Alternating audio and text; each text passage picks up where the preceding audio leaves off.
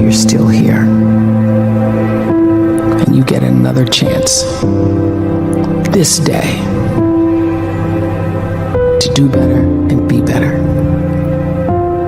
Another chance to become more of who you were created and what you were created to fulfill.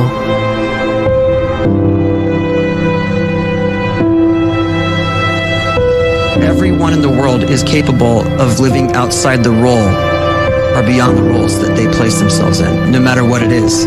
You're not just a dad. You're not just a banker. You're not just a brother or a son or a convict. It doesn't matter. Like, everyone is bigger, much bigger, infinitely bigger than the roles they place themselves in, and is capable of reaching potential greater than anything they could imagine.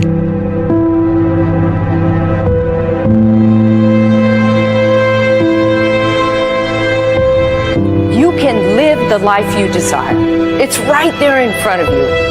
But in order to achieve it, you must first see it, then believe it, and then you must graciously ask and train your brain to help you execute your vision.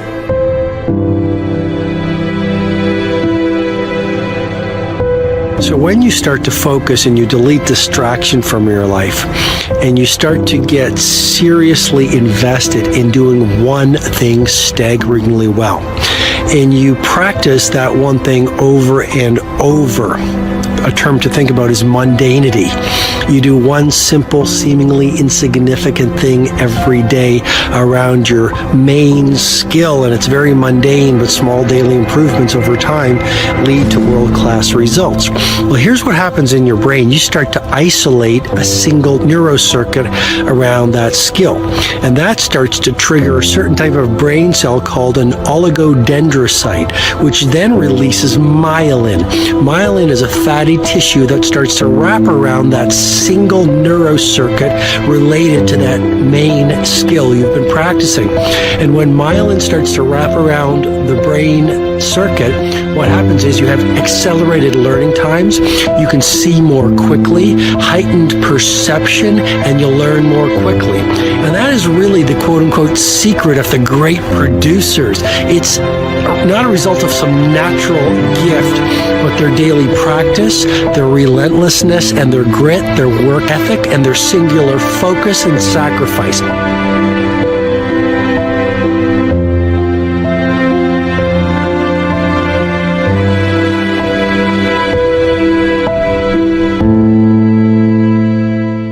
A great life is built not by revolution.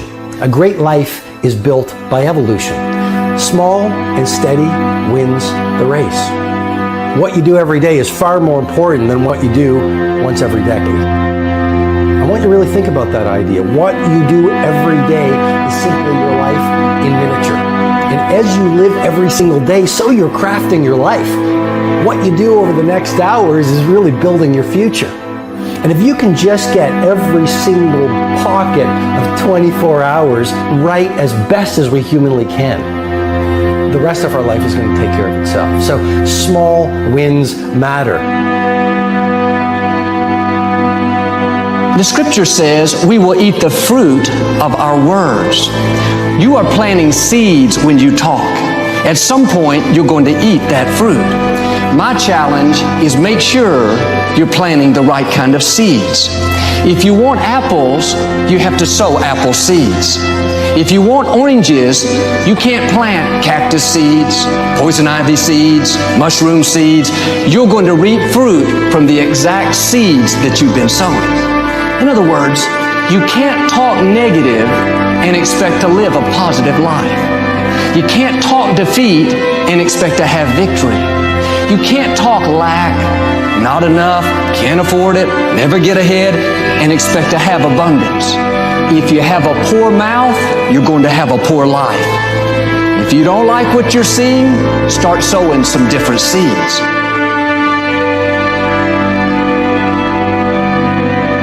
We may not realize it, but we're always feeding ourselves.